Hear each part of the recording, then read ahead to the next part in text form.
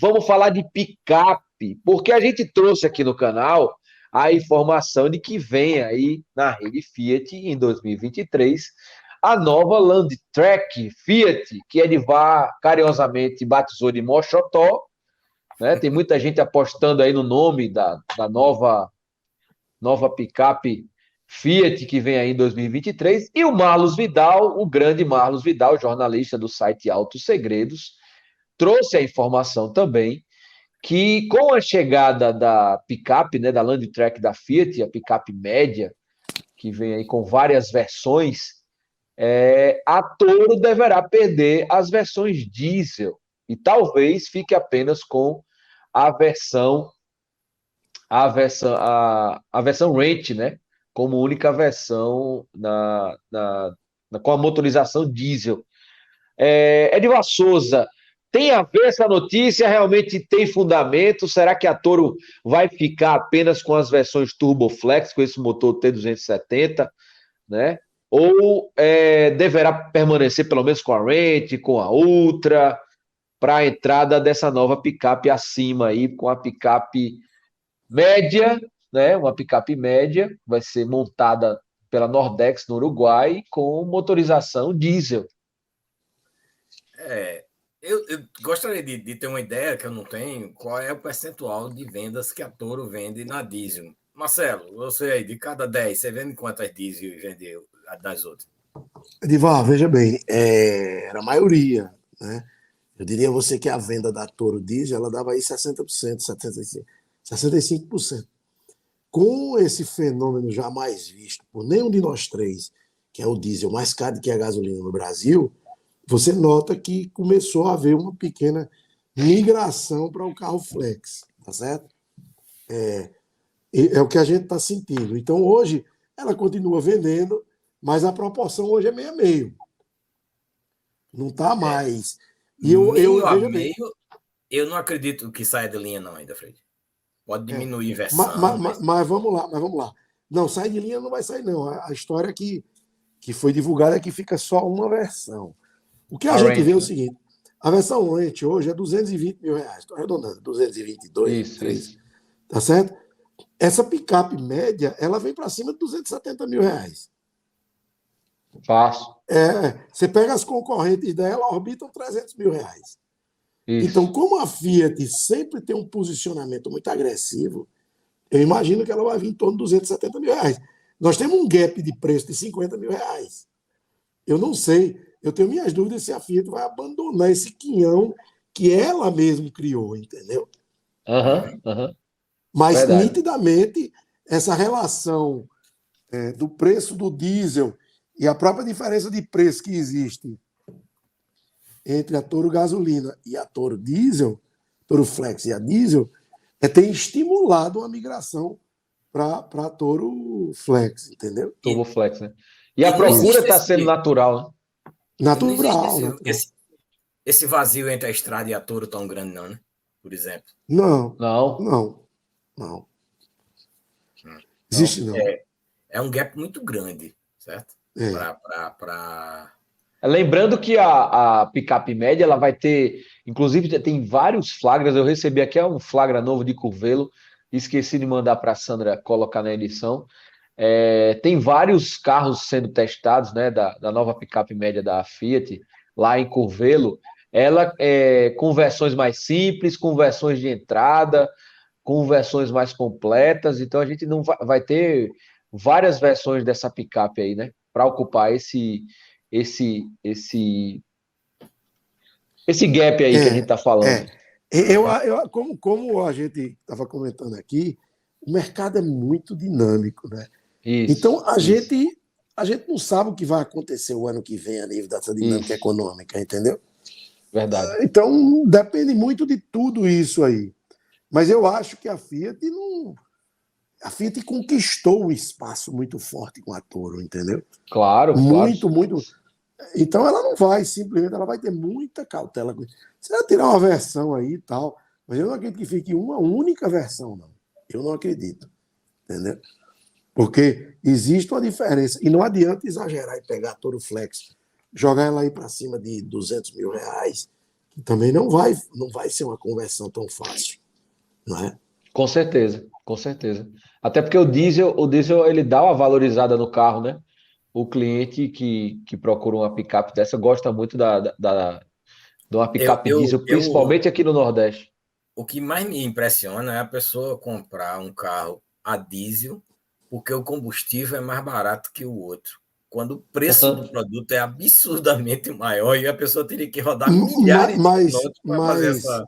mas, Edivar, é como eu disse a vocês no começo, existe uma questão ligada à precificação na compra e na venda que ela tem uma importância, uma relevância muito grande no mercado brasileiro.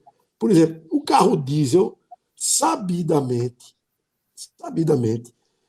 você roda 100 mil quilômetros num carro diesel, é como você tivesse rodado 50 num carro gasolina. Entendeu? Então, ele, em tese, ele teria uma valorização mais adequada nessa proporção de quilometragem que é o carro gasolina. É uma conta Isso a foi o que mais. se criou no mercado, né? Uhum. E outra coisa, a grande maioria dos carros a diesel são 4x4. Você não vê mais carro Sim, diesel praticamente 4x2. Então não também tem. tem esse nicho de mercado que o consumidor procura. Entendeu? Se bem que a Stellantis já tem o Renegade 4x4 Flex. Isso. Né? Não teria nenhuma dificuldade de fazer uma adaptação. Que Adaptação eu, que de eu acho, lançar. Marcelo, que deve ser uma novidade na linha da Toro para o ano que vem. Eu acho que já deve ter isso aí, principalmente É, aproveitando essa grande novidade que é a chegada da nova picape média. Eu eu acho que tenho. primeiro vai vir isso. A Assim, Toro o carro Flex. 4x4. Uhum. Eu Turboflex. tenho uma curiosidade, eu não sei essa proporção, né? Quanto é que vende está vendendo o Renegade 4x4, qual a proporção, entendeu? Eu vou até procurar saber isso Quando era direitinho. o diesel, era algo em torno de 12%. Imagino que o Flex houve uma queda. Eu acho que houve um crescimento, porque barateou muito. Será, Edivar? Está 170 mil o carro. Mas barateou em relação ao que era se fosse o diesel. Porque a versão, veja bem, examinando as versões, tá? Lógico, o cara que quer 4x4 não se discute. Você examinando a versão mais ajeitada do Renegade é a Longitude. Uhum. É a versão, é o melhor contravalor, é o Longitude. Entendeu? Então, por isso que eu acho que. E o Longitude é 147, 146. Aí o outro já é 20 mil reais a mais. Carro Não, 4x4. e eu digo, as pessoas compram mais o carro diesel, carro mesmo diesel, por ser diesel do que por ser 4x4. Porque Sim, o sim, sim. 4x4, na verdade, é uma exigência da legislação, né? O uso é bem Até, menor, né? O uso do 4x4 é muito específico. Uhum. isso. É o Já Eu que me Série eles lembro. S. são AWD, né? Isso. Eu me Isso. lembro quando eu trabalhei com Ford, eu passei uns 4 anos fazendo parte lá de um comitê de venda de marketing. Eles tinham estudos lá que mostravam para a gente. Só 5% das pessoas que compram um carro 4x4 utilizam efetivamente o 4x4. Que havia uma discussão muito forte em lançar ou não lançar o Renegade 4x4, que encarece muito o carro, entendeu? O EcoSport, né?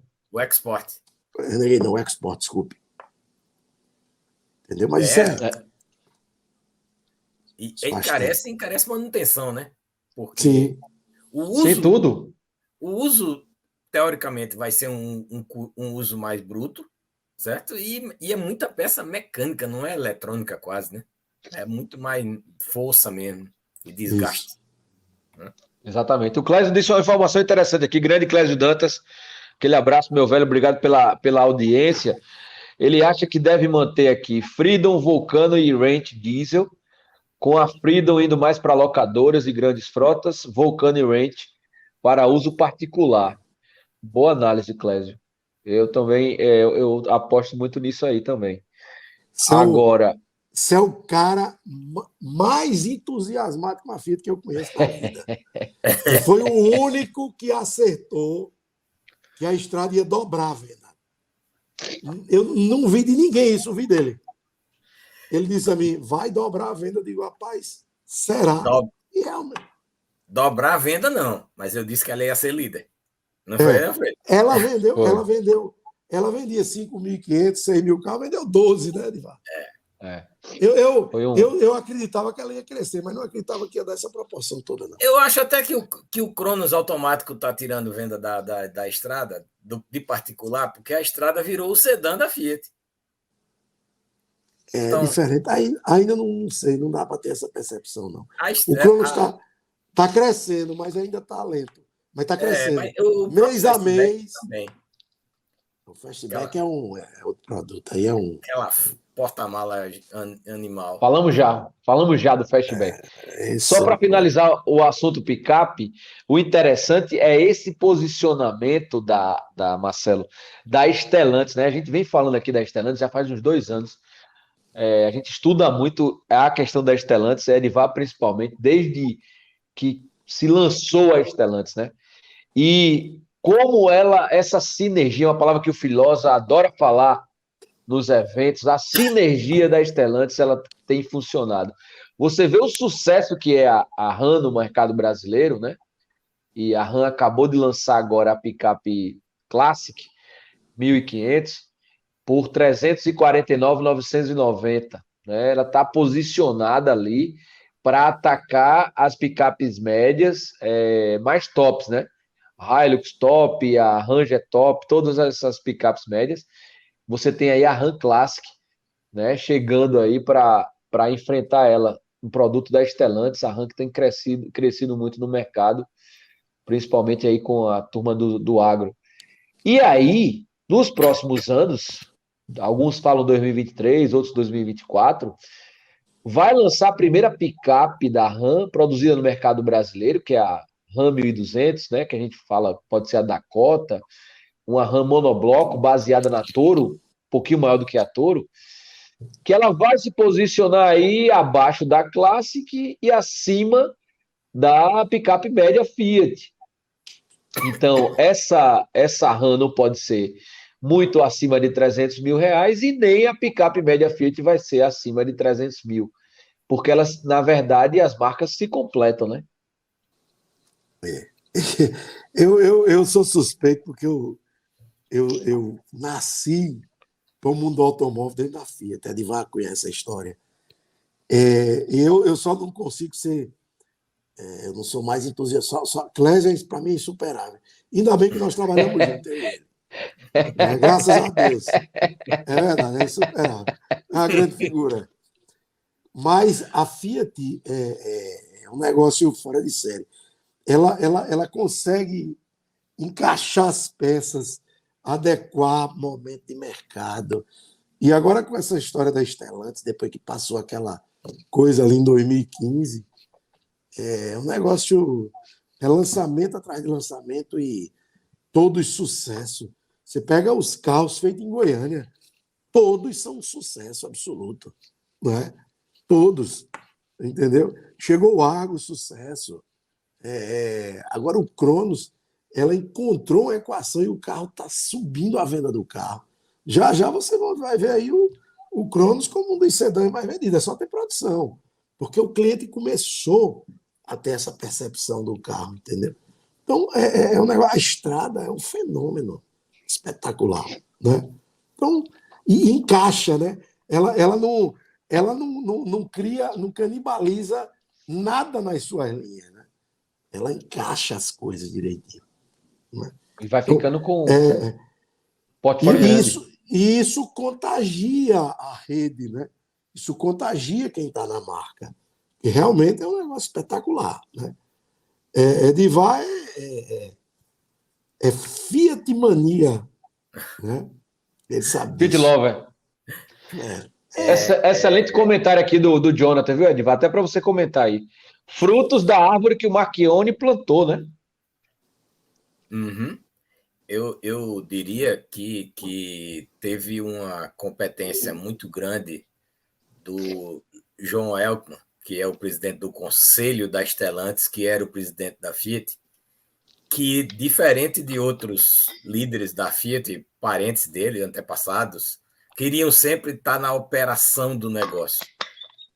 E ele chegou lá e foi logo delegando para alguém forte e caçou dentro do. O McKeown não era uma pessoa de fora totalmente do grupo, já que ele era um executivo delegado de acionistas minoritários, né? E foi lá e revolucionou o negócio, né? Deu aquela carteirada na GM, pegou um dinheirão de volta, e começou, lançou o ponto, depois o 500, certo? E usou Sempre falou na fusão, né? Nas fusões. sempre falou nas fusões, sempre disse que menos de 6 milhões de carro ano não dava para viver. Isso, certo? isso. E ele usou um poder de negociação absurdo dele quando captou, digamos assim, a Chrysler de graça. De graça, porque o investimento da Fiat ali foi nenhum. Investimento para absorver, certo? E, lógico, percebeu a força que a Chrysler tinha ali dentro, guardada, que era a Jeep. Isso. Que os donos recentes da Chrysler, que a Chrysler teve vários donos um pouco antes da Fiat assumir, né, não tinham percebido a Jeep. A Jeep fazia anos que não tinha lançamentos, os modelos eram velhos e tudo mais, mas a marca é fortíssima. E o presidente atual, o CEO hoje da Stellantis, o português lá, como é o nome dele, Freire? Você não esquece. Carlos Tavares. O Carlos Tavares, ele fala um termo que eu tenho usado muito, que casa muito com um negócio que eu sempre disse, mas eu não conhecia esse termo, não. Eu não sei se você conhece esse termo, Marcelo, chama Power Profit. Power Profit é a força que uma marca tem de aumentar o preço sem perder vendas. A Apple é o maior exemplo disso no mundo, certo? Que aumenta e não perde venda de nada, aumenta mesmo e pronto, certo? E a Jeep, ele disse que é uma das marcas de automóvel do mundo que tem o maior Power Profit. Por quê? Porque tem muita essência, tem muita história, assim, o consumidor é muito ligado com a marca, mais do que qualquer outra, certo? E a tentativa sempre das marcas é fazer isso, né? Mas não é fácil, não. Não faz isso da noite para o dia, não. Edivar, reforçando um pouco isso que você diz, o que aconteceu com a Jeep no Brasil, pô. Se você considerar o tempo que isso ocorreu, é muito curto. Então, tem muita força, porque é muito curto da inauguração da fábrica de Goiânia para o que é a Jeep hoje, isso é um tempo muito curto. Quem consegue muito isso é Toyota e Honda, certo? Mas já é um produto do dia a dia do que uma história de lazer e diversão e de outras coisas que tem a Jeep. Mas eu lembro quando a Honda lançou o HR-V e a Jeep lançou logo depois o Renegade, e o HR-V começou muito bem. O pessoal, não vai dar para a Jeep, não. É HR-V, é HR-V, é HR-V. Olha, eu digo a você, daqui a 5 anos, você vai ter um HR-V com 5 anos, vai ser aquele carro bem cuidado, sem problema, como quase todo Honda, um carro bacana, valorizado, mas é nada mais do que um SUV da Honda, um Jeep da Honda. E o Renegade não, vai ser um Jeep, sempre. Velho, acabado, quebrado ou funcionando, do jeito que for. É um Jeep e traz toda a história junto. A diferença das marcas é essa aí, é muito forte isso. É a mesma coisa da Apple. Quando não tem quem tenha um telefone da Apple na mão e que não pense que, o que é que Steve Jobs fazia para fazer um negócio desse? A história vem todinha na mente. Isso tem um meme rodando aí nas mídias sociais que é a RAM, né? Aí eles falam assim: a RAM é igual o iPhone. Reclama quem não tem. Eu vi um comentário aí, Freire, do PC Carvalho aí, sobre. Lembra que vocês falaram certa vez sobre a Ford, uma empresa voltada para o business, por isso sempre faz atrapalhada. Eu, particularmente, eu convivi uns anos com a Ford e nunca entendi como é que uma marca como a Ford conseguia ser líder nos Estados Unidos e não conseguia andar no Brasil. Eu nunca entendi. Eu tenho minhas percepções, eu convivi durante 4 anos muito perto, fazendo parte lá do comitê, mas eu nunca entendi como é que uma marca como a Ford, no Brasil, não decolou, não andou, não teve um posicionamento melhor do que seu posicionamento histórico aqui no Brasil, oscilando ali de 8% a 10% de mercado, não mais do que isso. Não é? E estou falando para vocês que quando eu vendi Ford, aonde eu atuei, eu fiz 22% de market share com a Ford. Não é?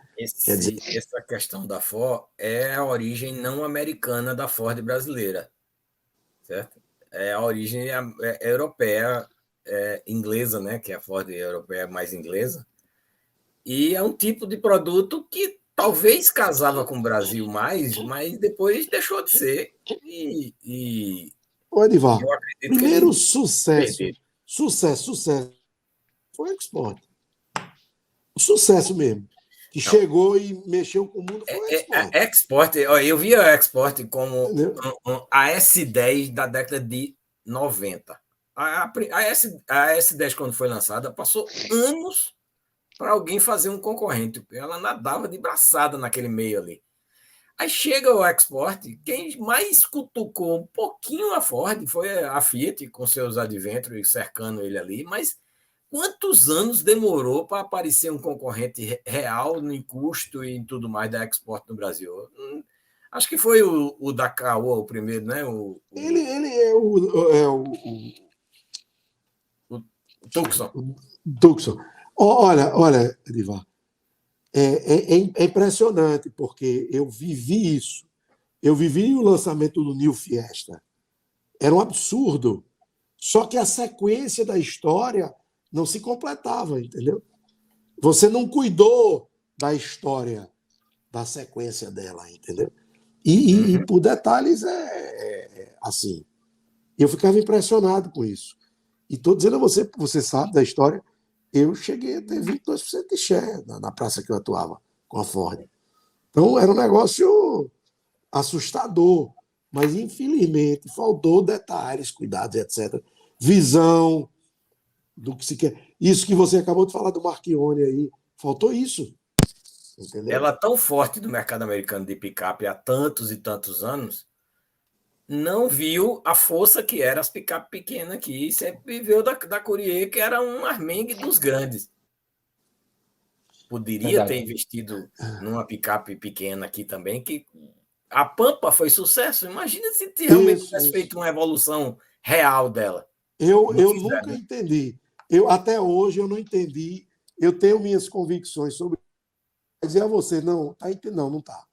Isso na minha cabeça, Brasil é inentendível.